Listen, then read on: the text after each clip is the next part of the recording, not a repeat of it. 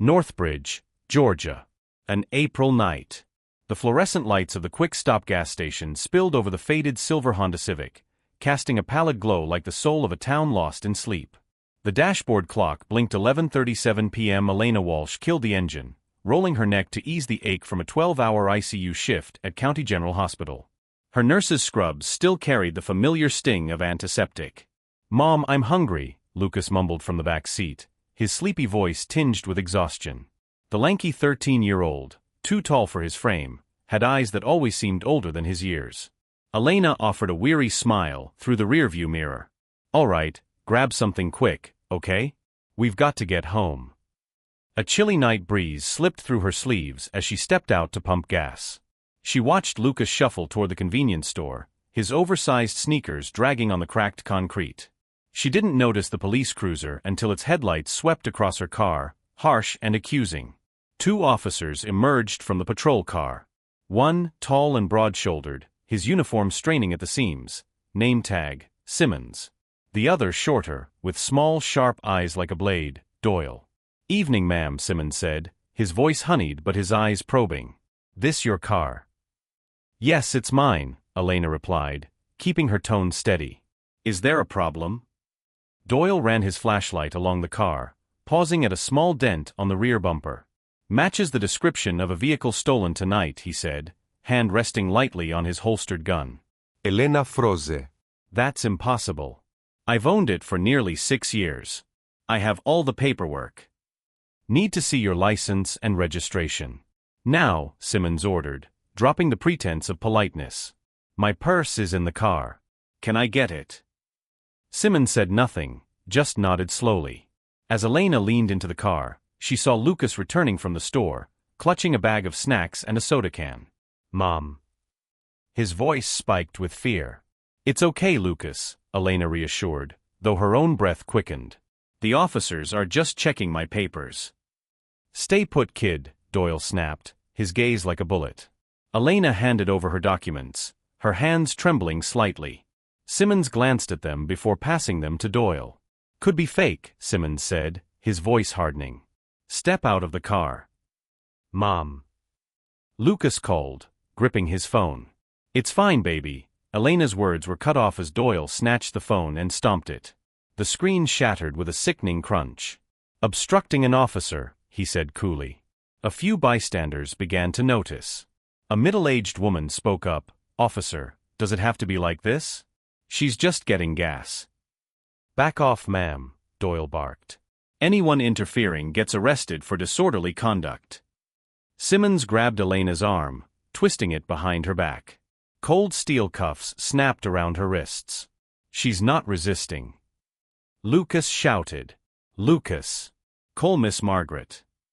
Elena cried. "Miss Margaret from the complex, remember." A black SUV screeched into the station, tires squealing on the concrete. The door swung open, and a man with salt and pepper hair and a chilling gaze stepped out, Sheriff Cole Warren. Elena's breath caught. She'd heard his name too often in hushed whispers at the nurses' lounge, at church, at the basketball courts, the man who held Northbridge in his grip. "Officer Simmons, situation?" Warren asked, his eyes raking over Elena like a dissection. "Suspected car thief, resisting arrest. Kids filming us," Simmons reported. "Understood," Warren nodded. "You know what to do." The world collapsed as Elena was shoved into the back of the patrol car. Lucas, her only child, stood there, small, terrified, his hands clutching the soda can now fallen to the ground. She managed one last shout. "Lucas! Miss Margaret! Call Miss Margaret!" The door slammed shut. Darkness closed in. The stench of bleach, sweat, and despair clung to the gray walls of the Northbridge police station's processing area.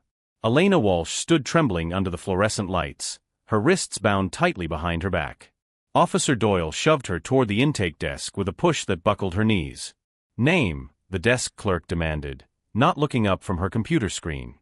She was heavy-set, bespectacled, her eyes vacant as if this were just another tedious routine.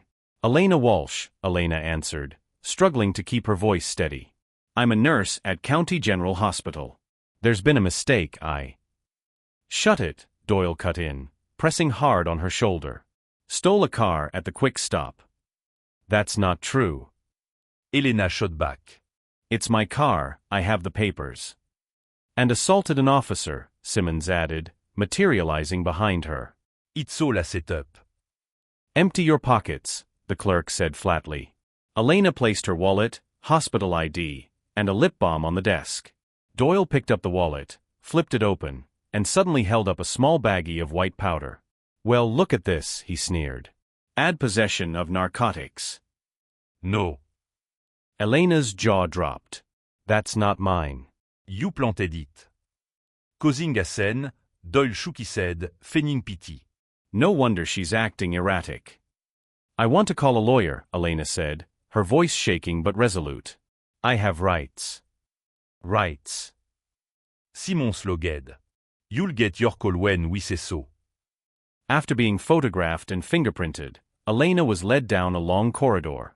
The cells they passed were packed with women, mostly black or Latina. Their faces were weary, resigned, or silently bowed, as if accustomed to living in the law's shadow. Finally, Doyle opened the door to the last cell, a cramped, dimly lit space meant for 8 but holding over 15. The steel door closed shut behind Elena like a death knell. A black woman about her age, with a bruised cheek and eyes that blended endurance with sharpness, spoke up. First time. Elena nodded faintly. You don't belong here. They set me up. The woman gave a knowing smile, unsurprised. I'm Marcia. Been here 3 weeks, no court date. Started with a busted taillight. Then wanted warrant. Now resisting. They stack charges like sugar in coffee. Elena sans compter the cold metal bench. I'm worried about my son. He's alone. He's only 13. Marcia placed a hand on Elena's. If he's still at the gas station, the community's got him. We know what the cops here are like. A flicker of gratitude sparked in Elena's chest. She wasn't fully convinced, but it was the only hope she had. Time dripped slowly in the overcrowded cell. The reek of bodies, stale disinfectant, and the low moans of exhausted women clung to the air. Around 3 a.m., the cell door jolted open. Doyle stood there, hand on his holster, a smirk Elena could only describe as contemptuous. Walsh. Out. Elena rose, leg numb from sitting too long. Marcia swore et showed, don't sign anything. Don't say anything. They'll try to break you. Doyle led her through a silent corridor to a small windowless room. À table, 2 metal chairs, grey walls. The fluorescent light cast writhing shadows under the table, as if the room itself were plotting torment. I want my phone call, Elena said, her voice hoarse but clear. Doyle didn't answer.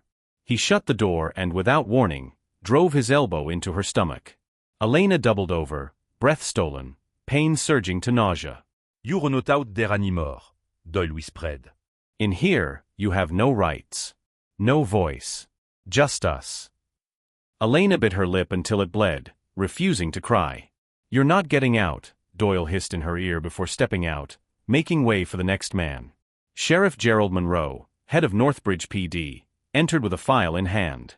Silver hair swept back, a smile teint à blade. He sat, placing the file on the table. Ms. Walsh, he began, his tone almost polite, we have an unpleasant situation. Elena sat up straight. I was arrested for nothing. Framed. Beaten. Watch your word, Monroe cut in.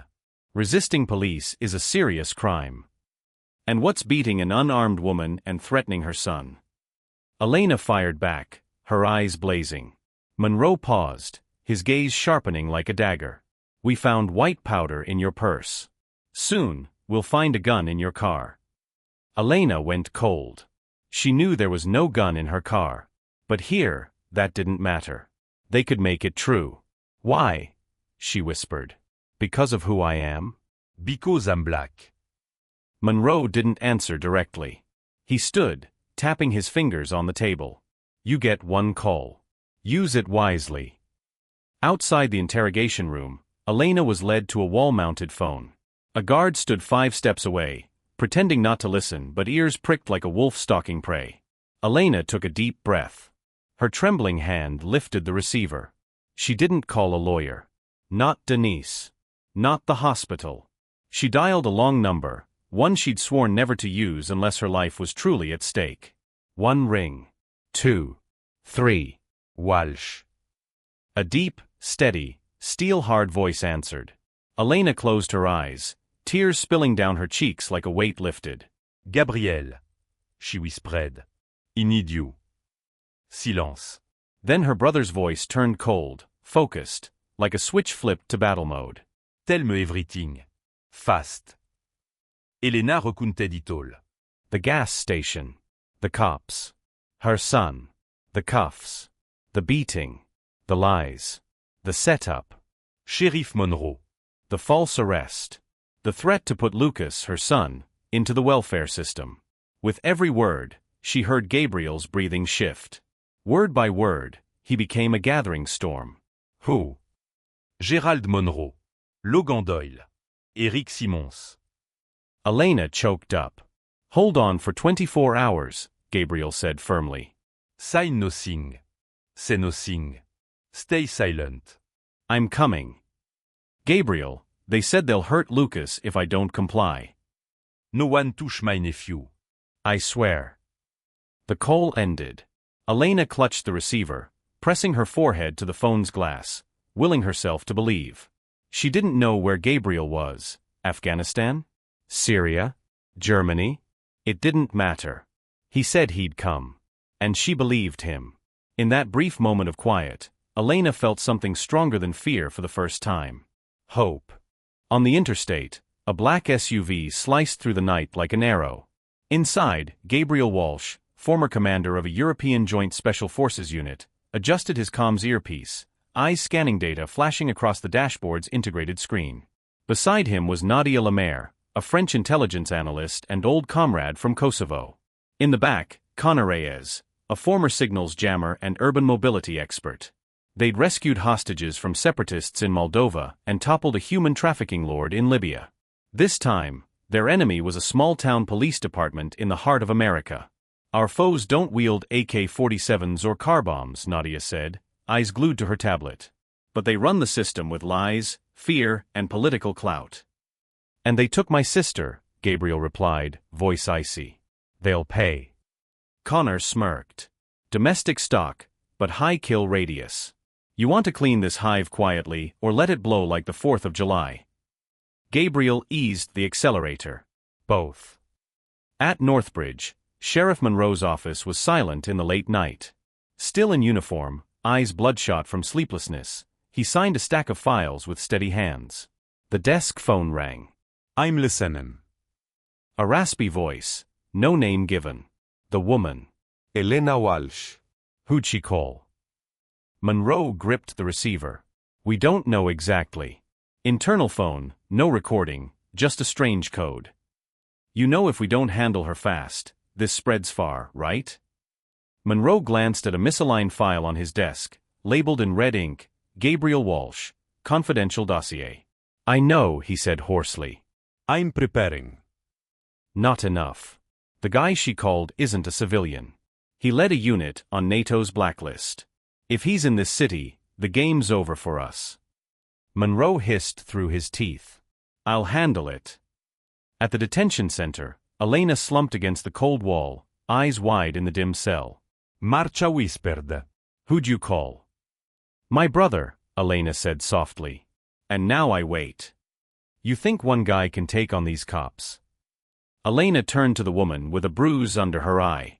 You don't know my brother. 3:13 a.m. A streetlight in Northbridge's outskirts exploded without warning. 2 minutes later, the police station's camera system went offline simultaneously. Across the street, on a rooftop, Connor detached a recon drone after its first cycle. Security's Swiss cheese, he muttered. Below, Gabriel worked a compact laptop while Nadia injected malware into the internal security system. Got 42% server control, including detainee records. Found raw footage from the gas station. Okay, downloading original, comparing to their edited version. They cut 26 seconds, the moment Doyle hit Elena and planted evidence. Connor peered over their shoulders. Enough to drag these three to court?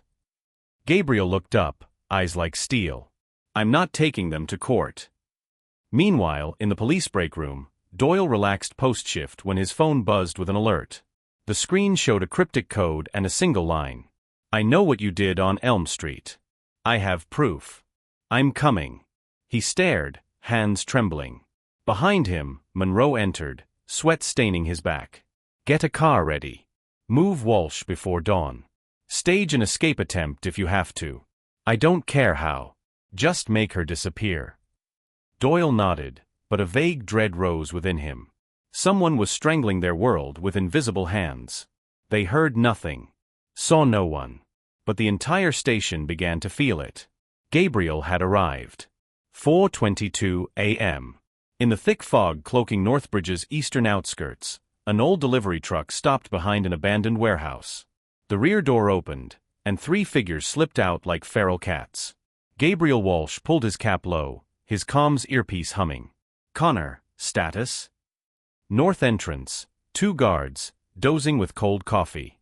Infrared sensors looped with a signal override. Side doors open. Gabriel nodded, signaling Nadia. The trio crossed the warehouse yard in darkness, melting into the shadows. Inside the detention center, Elena's head snapped up at a faint click from the ceiling. No one else noticed, but she knew. The distinct metallic scrape of a magnetic lock descending. A minute later, a small emergency exit at the corridor's end opened soundlessly. Gabriel stood there, black from head to toe, his sleek tactical gear hugging a honed frame. His eyes met Elena's, and for a few seconds, neither spoke. Then he stepped forward, freeing her cuffs as if they were plastic toys. "You okay?" he asked softly. "Just get Elijah out of here. I'm getting both of you. No one's left behind." Nadia accessed an external control panel, triggering an auto-lock reset. Connor broadcasted a fake signal to the security radios, diverting the entire patrol to the basement for a gas leak. Gabriel pressed his earpiece. Phase 1 complete. Begin Phase 2. 5:03 a.m. The Northbridge police station lost all state comms. On the 3rd floor, Monroe jolted upright from his office sofa as his computer screen switched to a black background, white text crawling across. "We see you. We're inside." Before he could react, the lights cut out. The internal alarm system wailed. "Doyle!" he shouted into his radio. "Lock all doors. Call federal agents. We've got intruders." No response. At ground level, Gabriel's team reached the evidence room. Nadia used a rapid data extractor on the backup drives, 90 seconds to copy all falsified records, planted evidence, and tampered footage from hundreds of wrongful arrests. Connor planted a signal jammer outside Monroe's office, killing mobile and satellite comms within a 300-meter radius. On the laptop screen, a video played, Doyle slipping drugs into Elena's purse while she was unconscious. Gabriel glanced at it, his eyes darkening. It wasn't just evidence. It was a declaration of war. 5:17 a.m. Elena and Gabriel raced through the east corridor to the juvenile holding area. Elijah flinched as his mother and a tall man burst into his cell. "Uncle," he hesitated. Gabriel knelt, smiling faintly. "Hey, kid. I'm Uncle Gabe. Here to pick you up. Are we going home? We're about to make a better one." As dawn broke, the station's intercom system crackled to life, not with Monroe's voice, but Nadia's, broadcasting a recording. This is an internal recording from March 12th. Content: Sheriff Monroe orders Officer Doyle to disappear evidence to evade a federal audit. This is proof the entire system is rotten from the top down. Every speaker blared. Every office, every hallway echoed with a voice exposing the machine's decay. Meanwhile, Gabriel, Elena, and Elijah escaped through a utility tunnel. At a rendezvous point on the forest's edge, a civilian helicopter waited. From the station's roof, Connor watched through binoculars as internal police ranks descended into chaos. Some officers tossed their badges and left. A rift began. For the first time in 20 years, Monroe wasn't in control. Connor grinned, pressing a button on a small remote. The station's central server drives, encrypted with FBI-grade software, sparked and fried, erasing all traces. "Checkmate," he whispered. In the helicopter, Elena clutched Elijah's hand.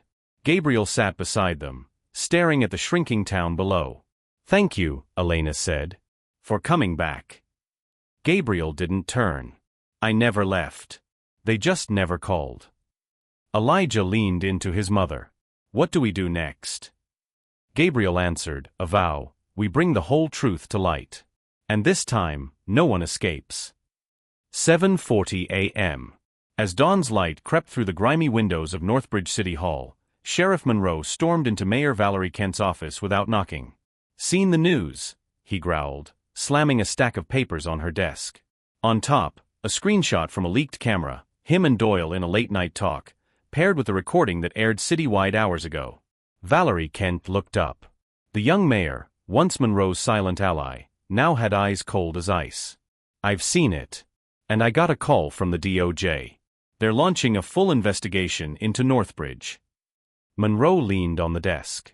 You know how many secrets I hold for this city. You, the council. Don't think I'll go down alone. Valerie stood, calmly placing a hand on the papers. That's why I called the feds at 5 a.m. We're not on the same boat anymore, Monroe. From now on, you're their problem. Monroe yanked out his phone, eyes bloodshot. One number was gone. Private lines vanished. The silent alliances that once controlled courts, press, even schools were scattering. He muttered, bastards. Meanwhile, at a safe house in the suburbs, Gabriel reviewed satellite maps.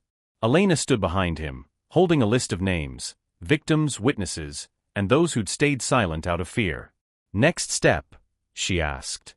We cut Monroe's resources. Expose his network, dirty money, rigged rulings. And, Gabriel turned, we release all the files. Publicly. Every channel. Elena nodded slowly. Then it's time to tell the real story.